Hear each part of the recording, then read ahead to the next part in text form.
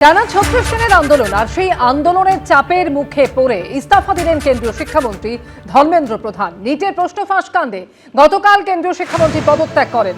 শিক্ষামন্ত্রীর ইস্তফা আর গতকালই ছাত্রদের ৩টি দাবি মানল কেন্দ্র।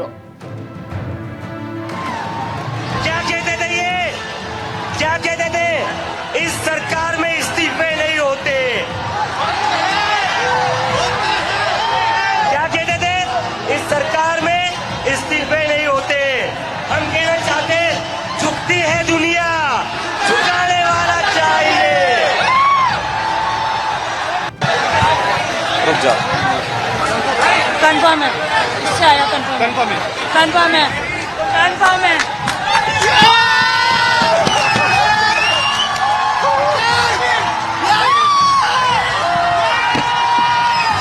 প্রবল ছাত্র বিক্ষোভ আর সেই বিক্ষোভের মুখে গতকাল কেন্দ্রীয় শিক্ষামন্ত্রী ধর্মেন্দ্র প্রধান তিনি ইস্তফা দিলেন। শর্ত মেনে কোনো ছাত্রছাত্রীর বিরুদ্ধে কোনো রকম পদক্ষেপ নয়।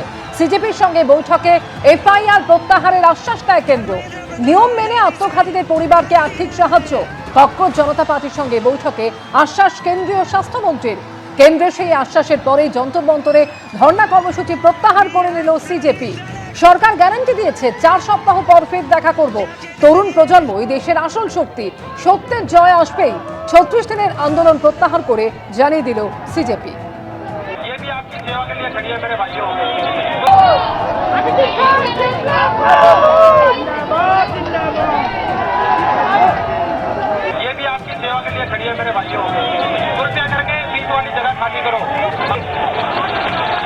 थैंक यू दिल्ली पुलिस और आर्मी को।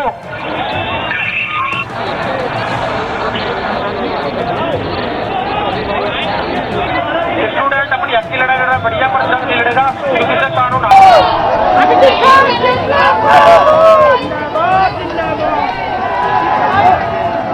ये भी आपकी सेवा के लिए खड़ी है मेरे भाइयों।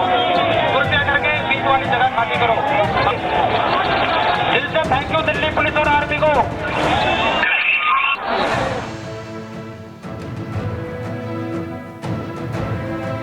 मतलब है कि हमारी पहली मांग जो है मान ली गई है। साथ साथ जो हम लोगों की दूसरी मांग थी कि सारे एफआईआर्स जो सारे प्रोटेस्टर्स के खिलाफ फाइल किए गए हैं अभी तक, सिर्फ दिल्ली में नहीं लेकिन सारे बीजेपी रूल्ड और बीजेपी एलाइड स्टेट्स में वो एफआईआर्स विड्रॉ हो जाए, ये भी हमारी सेकंड मांग थी। सरकार ने वो मांग को भी मान लिया है। ये भी हम लोगों ने एग्री किया है कि फ्यूचर में कोई भी एक्शन नहीं लिया जाएगा किसी भी प्रोटेस्टर के खिलाफ, एंड सीजेपी की जो टीम है, जो ऑर्गेनाइजर्स है, उनके खिलाफ। सरकार की तरफ से सहमति बन रही है कि जो भी रूल्स और रेगुलेशंस के तहत कॉम्पनसेशन पॉसिबल होगा, एक ऑनररी कॉम्पनसेशन उन फैमिलीज को दिया जाएगा। কেন্দ্রীয় শিক্ষামন্ত্রীর পদ থেকে ইস্তফা দিয়ে ধর্মেন্দ্র প্রধান যে চিঠি লিখেছেন সেখানে তিনি লিখেছেন, আমি ৪ দশকেরও বেশি সময় ধরে ছাত্র, শিক্ষক এবং শিক্ষা সংস্কারের প্রতি নিবেদিত প্রাণ। আমি সর্বদা বিশ্বাস করি যে একটি শক্তিশালী, অন্তর্ভুক্তিমূলক এবং দূরদর্শী শিক্ষা ব্যবস্থাই একটি শক্তিশালী জাতির ভিত্তি। আমি দেশের তরুণদের আকাঙ্ক্ষা, অনুভূতি এবং ন্যায্য প্রত্যাশাকে গভীরভাবে শ্রদ্ধা করি। मेरे ख्याल से इन्होंने जो डिमांड रखी थी उन सबको सरकार ने सहानुभूति पूर्वक माना भी है और एक्सेप्ट भी किया है। मेरा निवेदन है कि आप सबसे कि हमारे जो आंदोलन करने वाले हैं वो अपने एजिटेशन को विड्रॉ करें और पीसफुली हम सब लोग आगे बढ़े, ऐसा मेरा निवेदन है।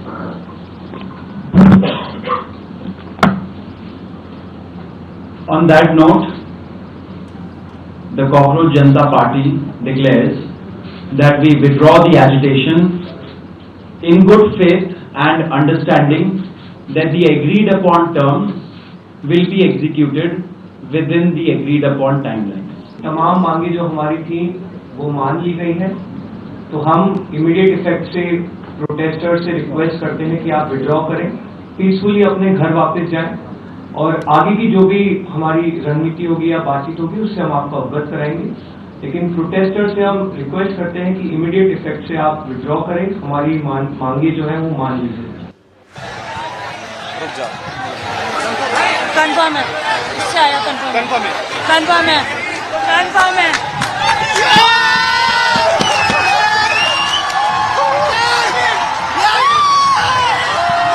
সেই মুহূর্তে ছবি আপনারা দেখতে পাচ্ছেন, ঠিক যে সময় আন্দোলনকারীরা জানতে পারেন যে কেন্দ্রীয় শিক্ষামন্ত্রী তিনি ইস্তফা দিয়েছেন।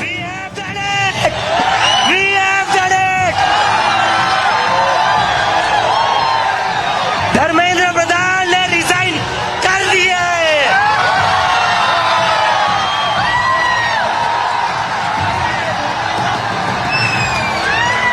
We have bloody done it. क्या कहते थे ये? क्या कहते थे? इस सरकार में इस्तीफे नहीं होते। क्या कहते थे? इस सरकार में इस्तीफे नहीं होते। हम कहना चाहते झुकती है दुनिया, झुकाने वाला चाहिए। প্রবল ছাত্র আন্দোলনের মুখে অবশেষে পিছু হটল মোদী সরকার। সিজেপির সঙ্গে বৈঠকের ঠিক আগে কেন্দ্রীয় শিক্ষামন্ত্রীর পদত্যাগ। জন্মের ৭১ দিনের মধ্যেই প্রথম আন্দোলন সফল হলো আরশোলাতে। কিন্তু কিভাবে শুরু হয়েছিল এই আরশোলাদের আন্দোলন? অল্প সময়ে কিভাবে এটা ছড়িয়ে গেল দেশের সীমানায়? আসুন এক ঝলকে দেখে নিই ৩৬ দিনের যুদ্ধ জয়।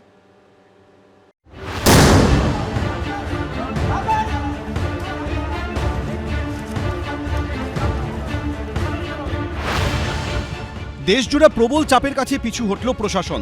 আন্দোলনকারীদের প্রধান দাবি মেনে শেষমেশ ইস্তফা দিলেন ধর্মেন্দ্র প্রধান। পদত্যাগ করতেই হলো কেন্দ্রীয় শিক্ষামন্ত্রীকে। জন্ম নেওয়ার ৭১ দিনের মধ্যেই প্রথম আন্দোলন সফল করল ককরোচ জনতা পার্টি। धर्मेंद्र प्रधान ने रिजाइन कर दिया है। We have bloody done it. গত মে মাসে মেডিকেলের সর্বভারতীয় প্রবেশিকা নিটের প্রশ্ন ফাঁসের অভিযোগ সামনে আসে, যার জেরে পরীক্ষা বাতিল করে দেয় ন্যাশনাল টেস্টিং এজেন্সি। অনিশ্চয়তার মধ্যে পড়েন প্রায় ২২ লক্ষ পরীক্ষার্থী। অভিযোগ, তার জেরে পরীক্ষার্থীদের আত্মহত্যার ঘটনাও ঘটে।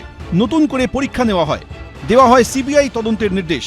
আন্দোলনের নামে ককরোচ জনতা পার্টি বা সিজেপি। নিট কাণ্ডে বিক্ষোভের ঢেউ আছড়ে পড়ে দেশের বিভিন্ন প্রান্তে। দাবি ওঠে কেন্দ্রীয় শিক্ষামন্ত্রীর পদত্যাগ, দেশের শিক্ষা ও পরীক্ষা ব্যবস্থার সংস্কার এবং মৃত পড়ুয়াদের পরিবারকে আর্থিক সাহায্য দিতে হবে। ২০ জুন থেকে দিল্লির যন্তর মন্তরে আন্দোলন রূপ নেয় ধর্নায়। আন্দোলনকারী আরশোলাদের পাশে দাঁড়ায় বিভিন্ন রাজনৈতিক দল থেকে সমাজের বিভিন্ন স্তরের মানুষ। শিক্ষাবিদ ও আন্তর্জাতিক খ্যাতিসম্পন্ন পরিবেশকর্মী সোনম ওয়াংচুক আন্দোলনের প্রতি প্রকাশ্যে সমর্থন জানান। ২৮ জুন থেকে তিনি যন্তর মন্তরে শুরু করেন অনির্দিষ্টকালের অনশন। গত ১৮ জুলাই যন্তর মন্তর থেকে অনশনকারী সোনম ওয়াংচুককে জোর করে তুলে হাসপাতালে নিয়ে যায় কেন্দ্রীয় স্বরাষ্ট্রমন্ত্রকের অধীনস্থ দিল্লি পুলিশ।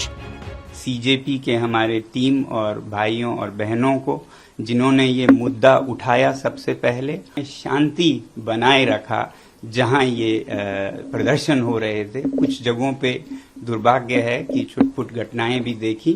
मुझे उम्मीद है कि इस शांति को हम बनाए रखें। ওয়াংচুককে জোর করে অনশন স্থল থেকে সরিয়ে দেওয়ার পর আরও তীব্রতা পায় আন্দোলন। বিক্ষোভ ছড়িয়ে পড়ে দিল্লি, মুম্বাই, কলকাতা, বেঙ্গালুরু, পুনে, হায়দ্রাবাদ সহ একাধিক শহরে।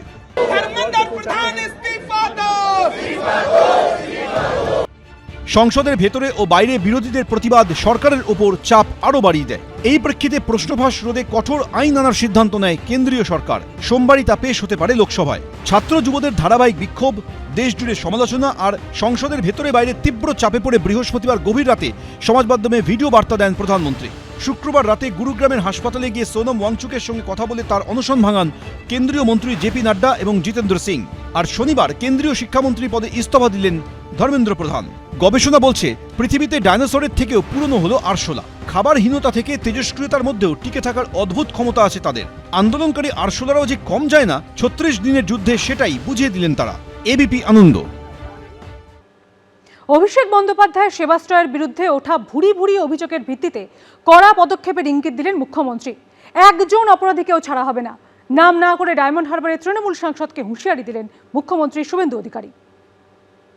একজনকেও ছাড়ার কোনো সিন নেই, সময় কথা বলবে।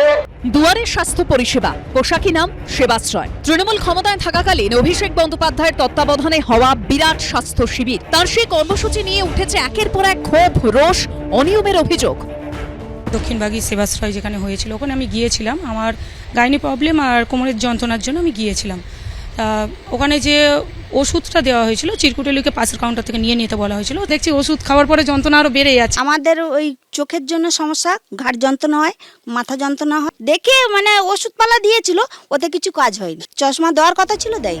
বিজেপি আমলে খুলল সেই সেবাশ্রয়ের প্যান্ডোরার বাক্স। আমি মাননীয় সদস্য দেবাংশু পণ্ডা মহোদয় গতকাল যে অভিযোগ করেছিলেন তার ভিত্তিতে আমি সবাকে এবং বাংলার জনগণকে আশ্বস্ত করতে চাই যে আমরা এই ব্যাপারে রাজ্য পুলিশের সিআইডি, এসটিএফ, দক্ষিণ চব্বিশ পরগনা জেলা পুলিশকে নিয়ে, তার সঙ্গে আমাদের মেডিকেল এক্সপার্টদের নিয়ে আমরা ব্যাপক অভিযান এবং ব্যাপক তদন্তের কাজ করছি। এমন অভিযোগও উঠেছে যে বিভিন্ন হাসপাতাল থেকে চিকিৎসা সরঞ্জাম নিয়ে আসা হতো সেবাশ্রয়। আমার হসপিটালে 300 বেড ছিল, তখন আমার হাসপাতাল খালি করেও ওখানে দিতে হয়েছে। হ্যাঁ, ইকুইপমেন্টস আমি দিয়েছি, এগুলো আমি সব রিটার্ন পাইনি। তখন ফার্স্ট পেজেতেই প্রায় আমার 113টার মতো বেড পাইনি। না দিলে আমার হসপিটাল চাপ আসবে বা আমার নার্সিং ইনস্টিটিউশনের লাইসেন্স পরের বছর আটকে দেবে। সেবাশ্রয়ের বিরুদ্ধে ওঠা একাধিক অভিযোগ নিয়ে শনিবার বিধানসভা থেকে কড়া ভাষায় আক্রমণ শানালেন মুখ্যমন্ত্রী, দিলেন বড়সড় পদক্ষেপের হুঁশিয়ারি।